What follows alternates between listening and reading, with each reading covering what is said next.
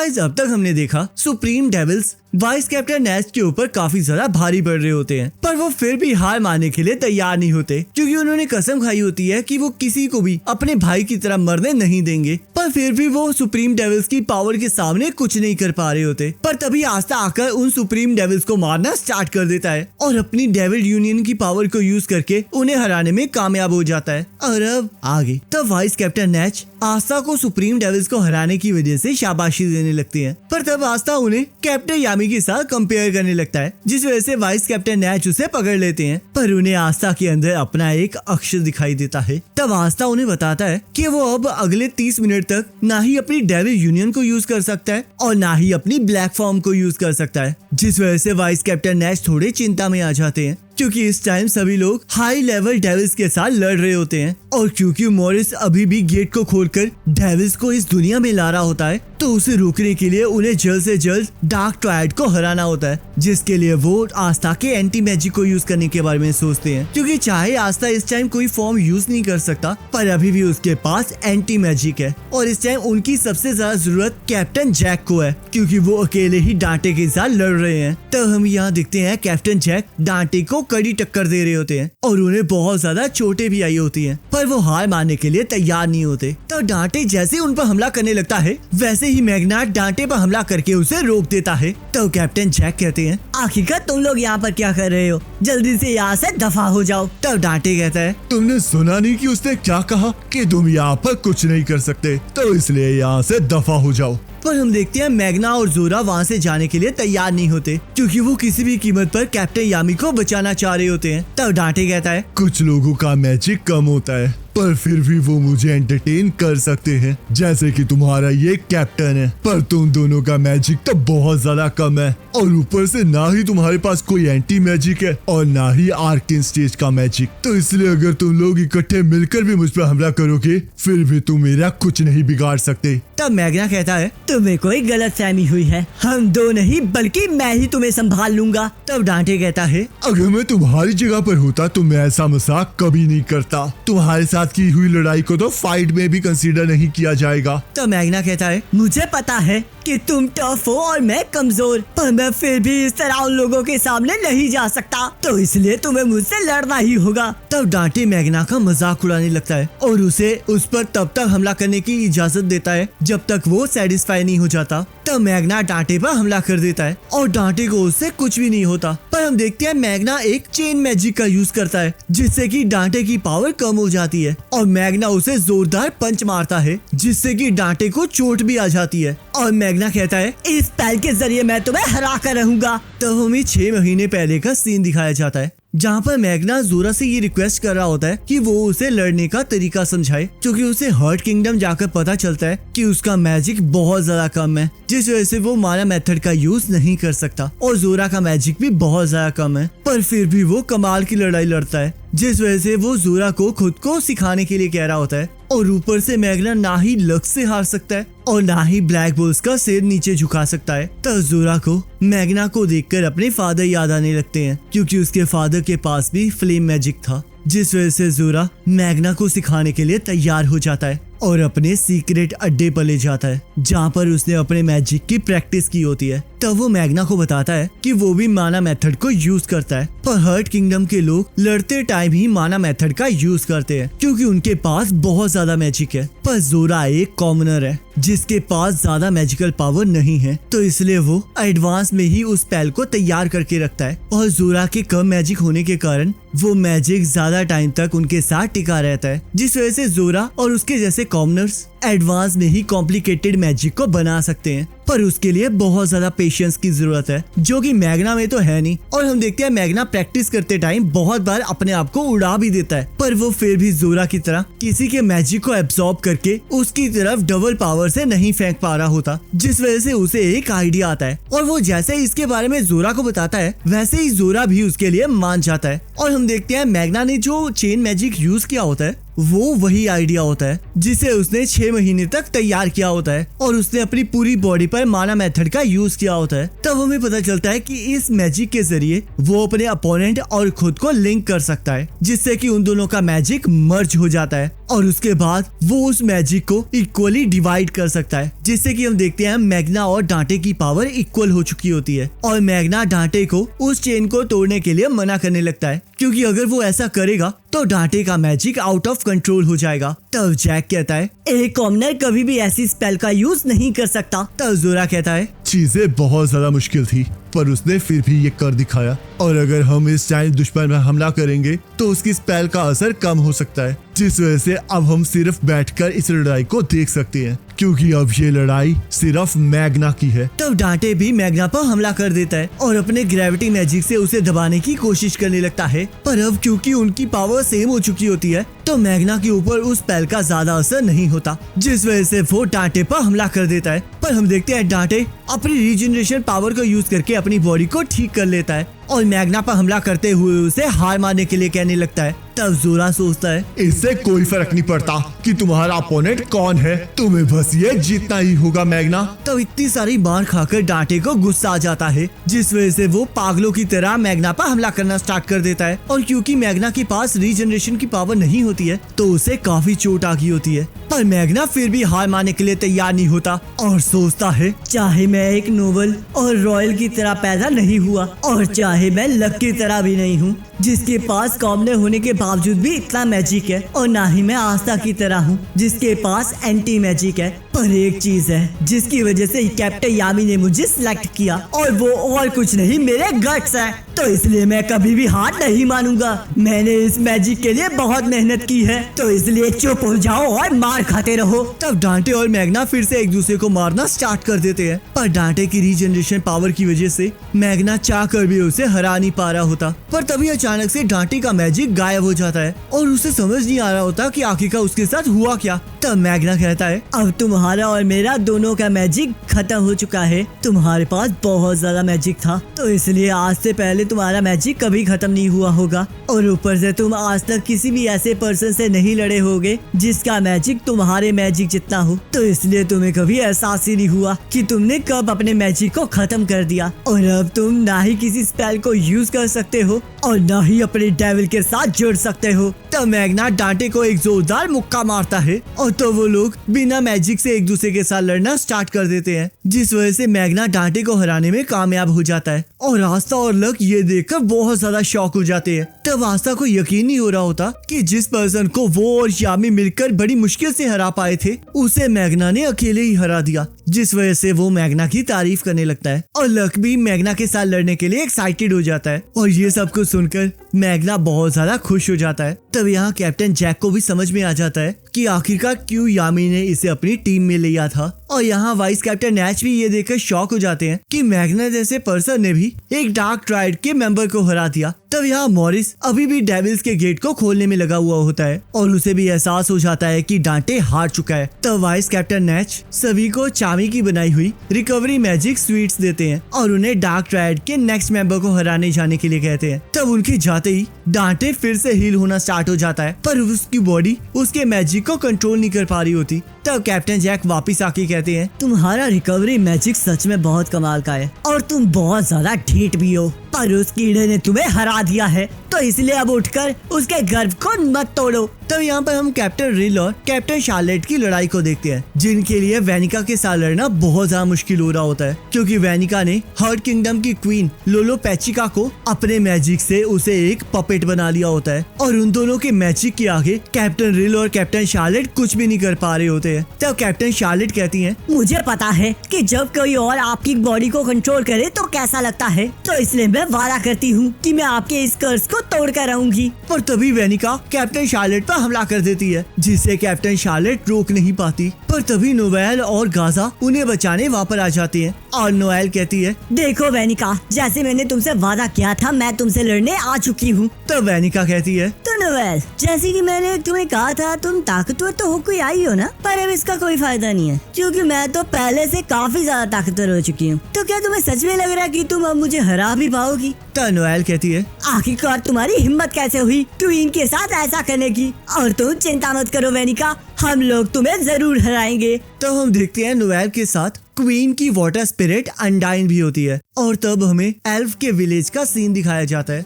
जहाँ पर dried novel को अल्टीमेट मैजिक सीखने से पहले एक पावर को हासिल करने के लिए कहती है और वो पावर और कुछ नहीं वाटर स्पिरिट अनडाइन होती है जिसका कॉन्ट्रैक्ट क्वीन के साथ टेम्पररी खत्म हो चुका होता है क्योंकि वेनिका ने क्वीन को कर्स कर दिया होता है और क्योंकि क्वीन के बाद नोएल ही ऐसी वाटर मेज होती है जो कि एक वाटर स्पिरिट के साथ बॉन्ड बना सकती है तो अनडाइन नोएल की ग्रिमवॉर में आ चुकी होती है। पर हम देखते हैं उन दोनों की बिल्कुल भी नहीं बन रही होती। तब ड्राइड उन्हें बताती है कि आर्केन मैजिक के अलावा डेविल्स को हराने का एक और तरीका है और वो है सेंट स्टेज जिसे सिर्फ स्पिरिट यूजर्स ही हासिल कर सकते हैं। तब नोएल कहती है अगर ऐसी बात है तो आस्था और बाकी आर्केन मेजिस के अलावा आपको तो कैप्टन वर्मिलियन और यूनो को ट्रेन करना चाहिए था क्योंकि वो दोनों भी तो स्पिरिट यूजर्स है ना और ऊपर से क्वीन का मैजिक तो बहुत ज्यादा था तो उन्हें सेंट स्टेज एक्टिवेट करके नहीं लड़ना चाहिए था। तब अनडाइन नोएल को बताती है कि उसने बहुत टाइम पहले हर्ट किंगडम की पहली क्वीन के साथ बॉन्ड बनाया था और जब वो लोलो पैचिका को पहली बार मिली तो उसके मैजिक को देखकर उसे एहसास हो गया कि वही नेक्स्ट क्वीन बनेगी। पर लोलो पैचिका कभी भी कोई भी अटैक स्पेल नहीं सीख पाई, वो बस उन स्पेल्स को सीख पाई जिससे कि ऐसा लगता है कि वो अटैक करने वाली है, जिस वजह से वो कभी भी सेंट स्टेज तक नहीं पहुंच पाई। और इसका कारण ये था कि लोलो पैचिका बहुत ज्यादा काइंड थी और यही वो कारण है जिस वजह से उसने लोलो पैचिका को सेंट स्टेज के बारे में कभी नहीं बताया क्योंकि वो चाहती थी कि लोलो पैचिका हमेशा काइंड रहे। और अब क्योंकि इसी वजह से लोलो पैचिका कर्स हो चुकी है तो अनडाइन अब इस सब का जिम्मेदार खुद को ठहराने लगती है। तो नोएल कहती है ये तुम्हारी गलती थी कि तुमने उन्हें सेंट स्टेज के बारे में नहीं बताया पर तुमने ये सब कुछ काइंडनेस की वजह से किया है तो इसलिए इसे अपनी गलती मत कहो। हमारी चाहे आपस में ना बनती हो पर हमारा गोल बिल्कुल सेम है। तो चलो अनडाइन मिलके वेनिका को हराकर क्वीन को बचाते हैं। तब यहाँ वेनिका क्वीन की मदद से गाजा पर हमला कर रही होती है जिसमें उसे बहुत ज्यादा मजा आ रहा होता है और वो नोएल को लड़ने के लिए बुलाने लगती है। तो नोएल कहती है बहुत हो गया, ये सारी तुम्हारी गलती है। तुम्हारी वजह से अच्छे लोग हर्ट हुए हैं और तुम्हारी वजह से ही क्वीन का ये हाल हुआ है तो इसलिए मैं तुम्हें तबाह कर दूंगी। तब नोएल अपनी सेंट वोल्कैरी फॉर्म को एक्टिवेट कर लेती है। तब नोएल और वेनिका के बीच में लड़ाई स्टार्ट हो जाती है जहाँ पर नोएल वेनिका के हर एक हमले को काटना स्टार्ट कर देती है और वेनिका को लड़ाई में और ज्यादा मजा आने लगता है। तब अनडाइन नोएल को वेनिका को 1 मिनट में हराने के लिए कहती है पर नोएल 30 सेकंड का कहकर वेनिका पर हमला करना स्टार्ट कर देती है और वो दोनों एक दूसरे को कांटे की टक्कर दे रहे होते हैं। तब उस लड़ाई को महसूस करके वेनिका को नोएल की माँ याद आ जाती है क्योंकि उसे नोएल की माँ के साथ लड़ने में भी इतना ही मजा आया होता है। तब हमें पास्ट दिखाया जाता है जहाँ नोएल की माँ उसे और नोजेल को वेनिका के हमले से बचा रही होती है। तब वेनिका कहती है क्या ये तुम्हारे बच्चे हैं एसियर? पर आखिरकार तुमने इन्हें पैदा ही क्यों किया है? तुम तो जितनी ताकतवर हो तुम्हें तो इन जैसे कचरों की जरूरत भी नहीं है, ये बस तुम्हारे रास्ते के कांटे हैं। तब एसियर कहती है इस दुनिया में सबसे ताकतवर वो माँ होती है जो कि अपने बच्चों को प्रोटेक्ट कर रही होती है। तो वेनिका मैं तुम्हें दिखाती हूँ कि ताकतवर होना किसे कहते हैं। तब एसियर अपने बच्चों को बचाने के लिए वेनिका पर हमला कर देती है पर वेनिका उसी टाइम उसे कर्स कर देती है और मैगीक्यूला वेनिका को वहाँ से भागने के लिए कहता है क्योंकि एसियर के हमले से वो बहुत ज्यादा जख्मी हो चुकी होती है। तब यहाँ नोएल वेनिका के हमले को काटते हुए अपनी तलवार को वेनिका के आर पार कर देती है पर वेनिका फिर भी रुकने के लिए तैयार नहीं होती